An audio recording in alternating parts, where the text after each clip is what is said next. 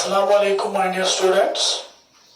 I welcome all of you in another lecture of genetics.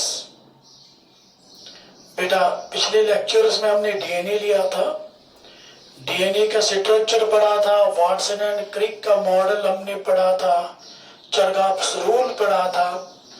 आज का जो lecture है बेटा ये भी रिलेटेड टू डीएनए ही है।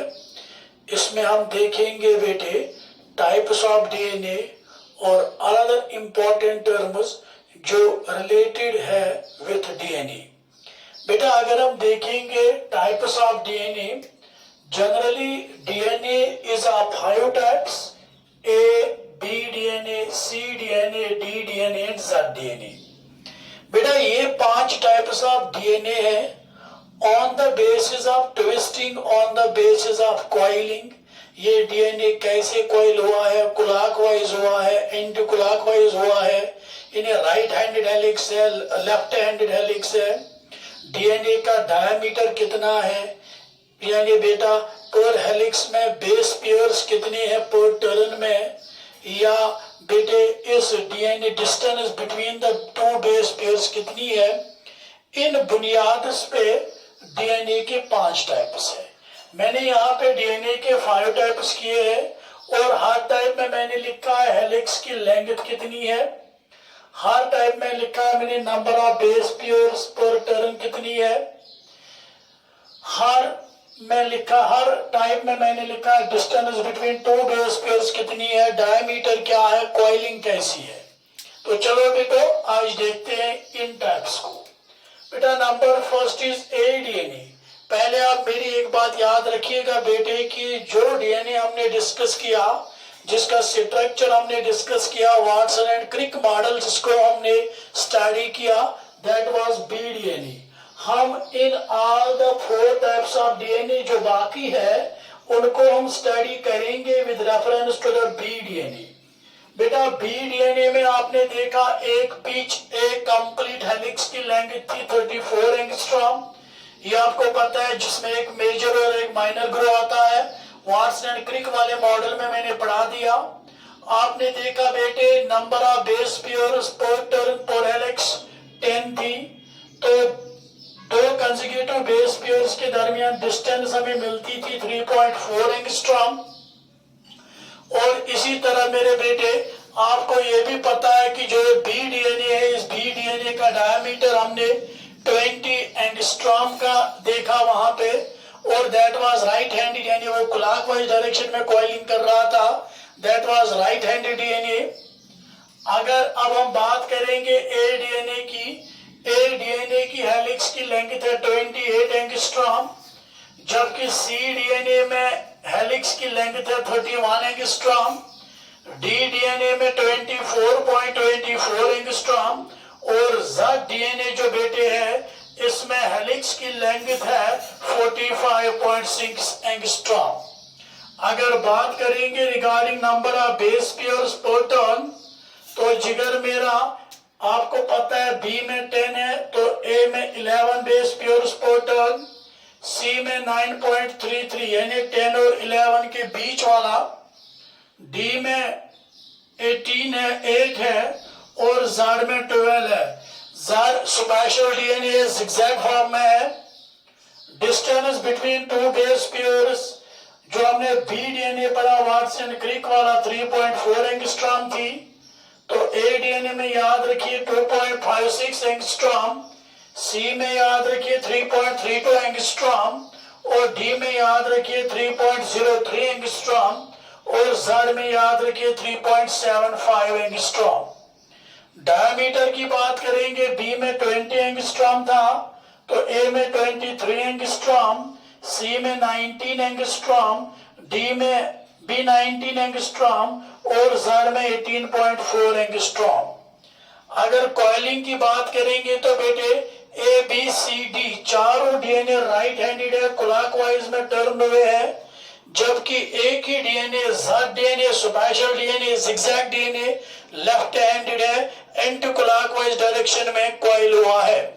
बेटे ये थे types of DNA on the basis of coiling, on the basis of their diameter, helix length, number of base pairs, distance between the base pairs की बुनियाद पे ये डीएनए के बेटे 5 टाइप्स थे। बेटे अगर मैं डीएनए की एक और क्लासिफिकेशन कर दूं इस डीएनए की on the basis of function, बेटा याद रखिए अगर मैं लिख दूं on the basis of function तो याद रखिएगा बेटे on the basis of function DNA 2 types का होता है। एक है ट्रॉफिक डीएनए, एक है बेटे trophic DNA and another one is genetic DNA. Genetic DNA बेटे लेकिन एक बात याद रखना है, ट्रॉफिक डीएनए और जेनेटिक डीएनए हमें हायर ऑर्गेनिज्म्स में ये क्लासिफिकेशन नहीं मिलती है। This is found in lower organisms like paramecium. Paramecium में आप ट्रॉफिक और जेनेटिक डीएनए दोनों को देखोगे। ट्रॉफिक डीएनए वो डीएनए होता है जो परफॉर्म करेगा ऑल एक्टिविटीज, हर कोई एक्टिविटी परफॉर्म करेगा एक्सेप्ट रिप्रोडक्शन, यानी ट्रॉफिक डीएनए रिप्रोडक्शन में टेक पार्ट नहीं करता है जबकि जेनेटिक डीएनए रिप्रोडक्शन करता है।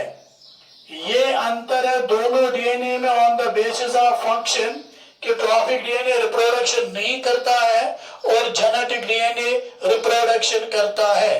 तो बेटे ये दोनों टाइप्स ऑफ डीएनए आपको पैरामेशियम में देखने को मिलेंगे। चलिए बेटे this was about the types of DNA और we can say classification of DNA. बेटे अब कुछ टर्म्स की बात करेंगे जो रिलेटेड टू डीएनए है। कुछ टर्म्स है बेटे जो रिलेटेड टू डीएनए है विच आर इंपॉर्टेंट जो डीएनए से रिलेटेड है। Number first DNA denaturation. DNA denaturation and renaturation. DNA denaturation and renaturation. मेरे बेटे यू नो जो एक डबल स्ट्रैंडेड डीएनए होता है लाइक दिस, जो हमारे पास एक डबल स्ट्रैंड डीएनए होता है, हमने बात की थी वाटसन एंड क्रिक मॉडल में इसकी। बेटे ये जो डबल स्ट्रैंड डीएनए है, the 2 strands are held together by hydrogen bonds, जो हमने पहले ही बताया है। Because you know nitrogenous bases के दरमियान हाइड्रोजन बॉन्ड्स होते हैं।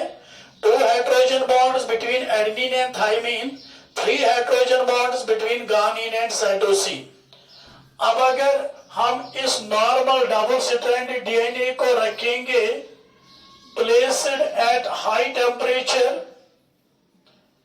अगर इस डबल स्ट्रैंडेड डीएनए को हम हाई टेम्परेचर पे रखेंगे 80 to 90 डिग्री सेल्सियस वाले टेम्परेचर पे रखेंगे, जो ये hydrogen bonds between the 2 strands है ये ब्रेक हो जाएंगे।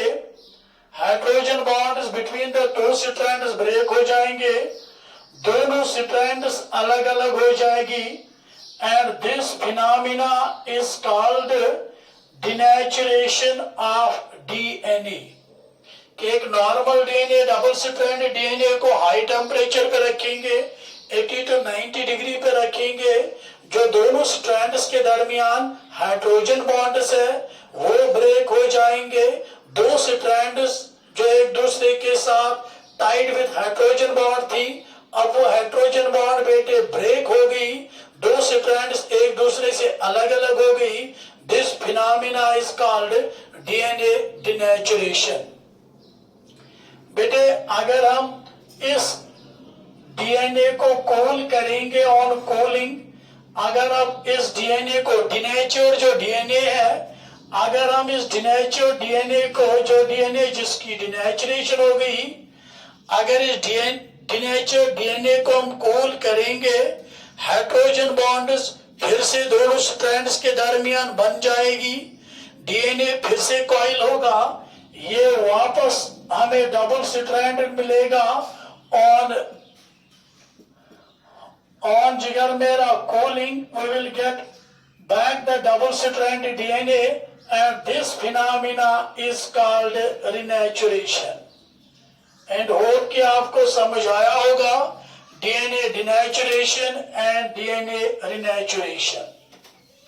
चलिए बेटे, एक और इम्पोर्टेंट टर्म हम डिस्कस करेंगे यहाँ पे डीएनए में, दैट इज पैलिंड्रोम्स. पैलिंड्रोम्स बेटे, यहां पे डीएनए में आपको मैं एक डीएनए दिखाऊंगा. मान लीजिए यहां पे ये डीएनए की एक स्ट्रैंड है 3' 5'. तो यहां पे नाइट्रोजनस बेसिस है adenine adenine, thymine thymine, guanine cytosine, adenine adenine and thymine thymine. अब यहां पे एक और स्ट्रैंड लेंगे 5' 3'. You know complementary base pairing होती है. ए के अपोजिट आएगा टी, ए के अपोजिट टी, टी के अपोजिट आएगा ए, टी के जी के सी, सी के जी, ए के टी, ए के टी और टी के ए और टी के ए. अब बेटा हम इन दोनों डीएनए के स्ट्रैंड्स को रीड करेंगे, बट याद रखिए इन द सेम डायरेक्शन. जैसा आप जानते हो इंग्लिश में कुछ वर्ड्स होते हैं, उन्हें कहते हैं पैलिंड्रोमिक वर्ड्स. जैसे मैं लिख दूं madam, in English this is a palindromic word. चाहे आप फॉरवर्ड डायरेक्शन में पढ़ोगे मैडम, बैकवर्ड डायरेक्शन में पढ़ोगे मैडम, दोनों डायरेक्शंस में सेम पढ़े जाते हैं. और इंग्लिश में हम ऐसे वर्ड्स को बेटा पैलिंड्रोमिक वर्ड्स कहते हैं. लाइकवाइज इन डीएनए, अब आप इस डीएनए की स्ट्रैंड को 3' to 5' रीड कीजिएगा. A A T T G C, A A T T T T.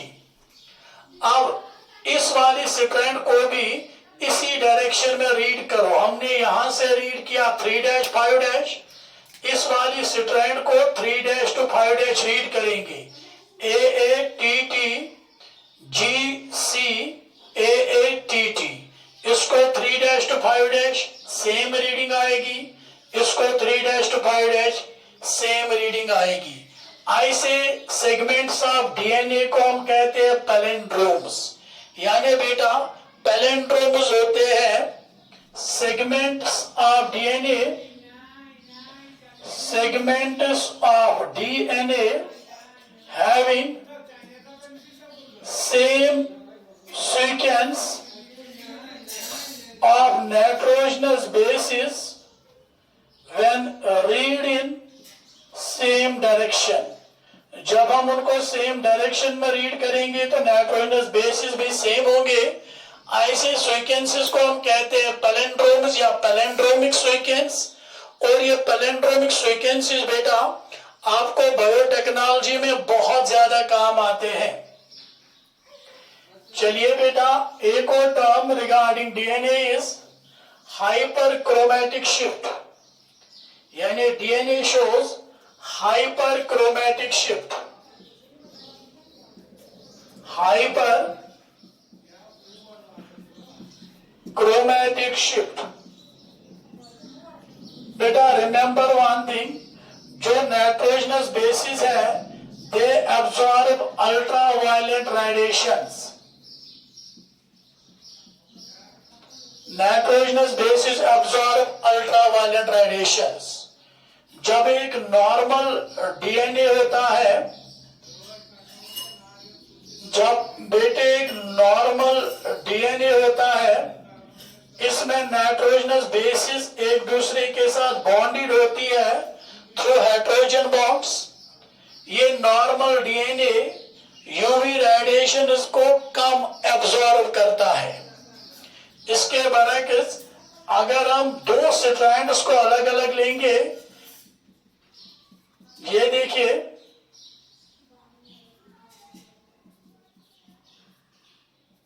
ये देखिए बेटा 5 डैश 3 डैश 3 डैश 5 डैश, यहां ये था adenine thymine cytosine guanine, guanine cytosine, thymine adenine और एडेनिन थाइमीन, ये मान लीजिए यहां पे था। This is 5 dash 3 dash, this is 3 dash 5 dash. जब ये डीएनए ऐसे था, दोनों नाइट्रोजनस बेसिस के दरमियान हाइड्रोजन बॉन्ड्स थे, ये बेटा एक नॉर्मल डीएनए था। जब हमने इस पे यूवी रेडिएशंस को डाला, इसने यूवी रेडिएशंस को एब्जॉर्ब किया। अब दोनों स्ट्रैंड्स को हमने डिनेचर किया, हीट से अलग अलग किया। अब अगर इस वाले डीएनए पे हम यूवी रेडिएशन डालेंगे, ये यूवी रेडिएशन को ज्यादा एब्जॉर्ब करेगा as compare to normal DNA, क्योंकि इसमें नाइट्रोजनस बेसिस एक्सपोज्ड है और वो ज्यादा यूवी रेडिएशन को एब्जॉर्ब करेगा।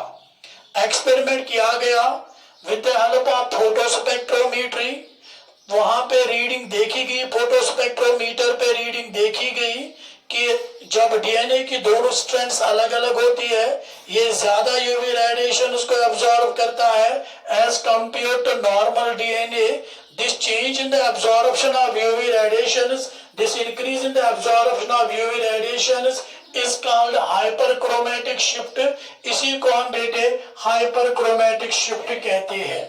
थैंक यू बेटा, this was all about the DNA. Thank you. Stay home, stay safe.